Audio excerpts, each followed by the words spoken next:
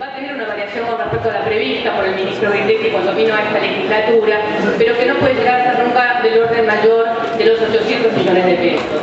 De todas maneras, porque el ministro Grindetti cuando vino ya había previsto un aumento con respecto a la recaudación interanual, la del año pasado, del 24,6%. De todas maneras, no nos encerramos en esa cifra y sabemos que el diputado Urés había hecho un cálculo un poco más alto, el diputado Fernández también, y estamos de acuerdo que teniendo en cuenta que no hay una medición, un cálculo exacto ni un acuerdo de cómo poder pronosticar, cómo poder armar el ingreso de los recursos de la ciudad, puede haber variaciones. Lo que es cierto es que sí, el gobierno de la ciudad está previendo un aumento interanual de impuestos básicamente por el de ingresos brutos y el del IVA de más del 40%, lo que no se entiende es por qué cree que no puede haber nuevas discusiones salariales con los docentes o con los gremios, que a partir de esa diferencia en los ingresos en dos impuestos que tienen que ver básicamente con la inflación, como dijo el diputado González, con el consumo, si efectivamente esos ingresos aumentan de esa manera y en esa curva antes de fin de año, estamos completamente dispuestos a volver a discutir otro aumento presupuestario en esta legislatura que incluya las prioridades que en este caso tendrán los trabajadores de volver a discutir los aumentos salariales. En realidad, a lo que me refiero es que viendo esta nueva planilla en este momento,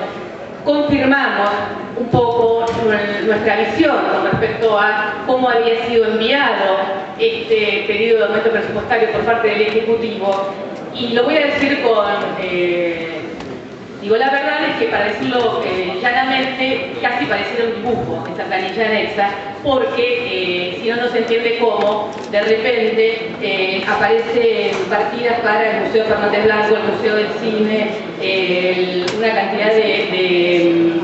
de la Feria de Mataderos o subsidios para la AME y Cáritas, que todos sabemos que son subsidios que hace años que se entregan y que están previstos desde el principio de año. Me parece que si se puede pasar tan rápidamente de la basura a la Feria de Mataderos es porque hay algo que evidentemente no vino tan elaborado desde el Poder Ejecutivo. Y en ese sentido también me parece que es un avance en el despacho de la mayoría que se haya eliminado el artículo segundo, que tampoco figura en el despacho de la minoría,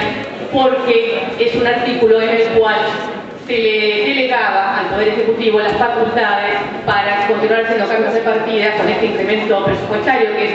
muy alto y que además de ser muy alto, a diferencia de otros incrementos presupuestarios que se han venido tratando en esta legislatura en los últimos años, y digo porque he estado leyendo, no porque haya participado de los mismos, en la mayoría de los casos siempre se trató de modificaciones presupuestarias que en casi el 80 o 90% estaban referidas a aumentos y readecuaciones salariales y era muy escaso el margen de otro tipo de partidas, pero que además en la mayoría de los casos también tenían que ver no solo con un cálculo de ingreso de recursos, en la mayoría de los casos no tenía que ver con un cálculo de ingreso de recursos, sino con una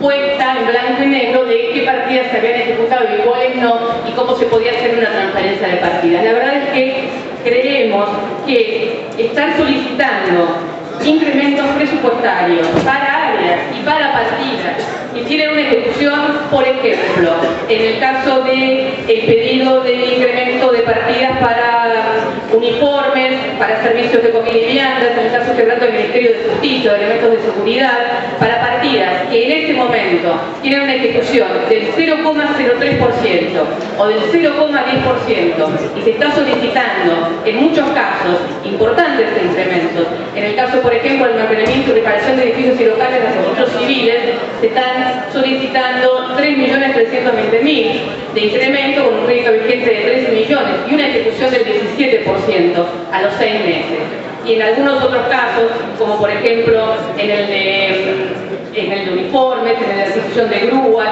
en el de adecuación de hardware y software, estamos hablando de incrementos importantes de 2,5 millones de pesos para partidas que en este momento tienen una ejecución del 2%.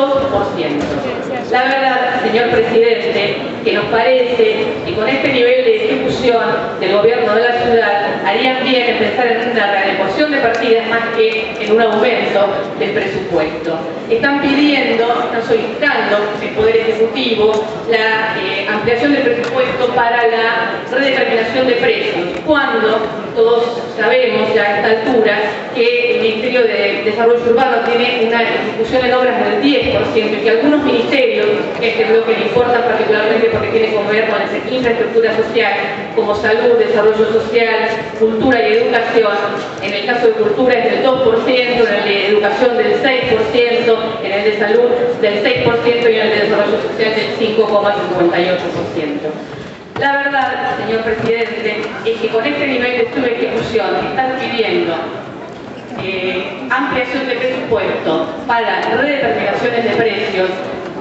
tiene poco que ver con la realidad. Y esto no es una formalidad lo que estoy diciendo, y tiene que ver también con haber quitado el inciso 2, porque la verdad es que lo que no se puede entender son los dobles estándares cuando se trata de hablar, cuando se trata de dar discursos con respecto a la ciudad de Buenos Aires. En este sentido, que el señor jefe de gobierno haya mandado un pedido de ampliación presupuestaria donde pedía que se le delegaran facultades para hacer cambios de partida, cuando creo que nadie lo explicó mejor que él mismo cuando se debatió hace un tiempo, esto mismo en el Congreso de la Nación, y allí Mauricio Macri decía: no hay que hablar de debate de superpoderes, hay que hablar de debate de superdebilidades. De esta forma estaríamos hablando del pueblo que nombró a sus representantes en el Congreso, pero estos deciden delegar sus responsabilidades en el Poder Ejecutivo, con lo cual se hacen súper débiles. Yo quiero decirle, señor presidente, que en mi caso en particular, y no sostengo que esto represente la opinión de todo el bloque, creo que la delegación de facultades está siempre mal, sea presidente bueno, sea presidente malo, sea presidente amigo o no sea presidente amigo, porque tiene que ver con las reglas de la democracia y con no tener dobles estándares. Es más, creo que están siempre mal, aun cuando los fines sean justos, porque muchas veces en democracia son más importantes o son tan importantes los medios como los fines. Y creo que estamos en un momento de consolidación todavía de la democracia en la Argentina en que, como diría un aplauso a ilustre por esta legislatura, Guillermo Donel, estamos todavía en el proceso de marcha hacia una democracia decente, donde se garantice la ciudadanía social y política de los ciudadanos. Y es por eso que el proyecto de este bloque decide no apartarse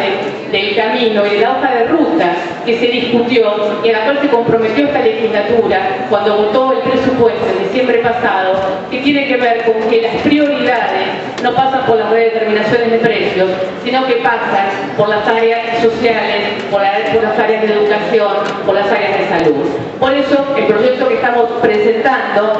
además de aprobar la ampliación presupuestaria para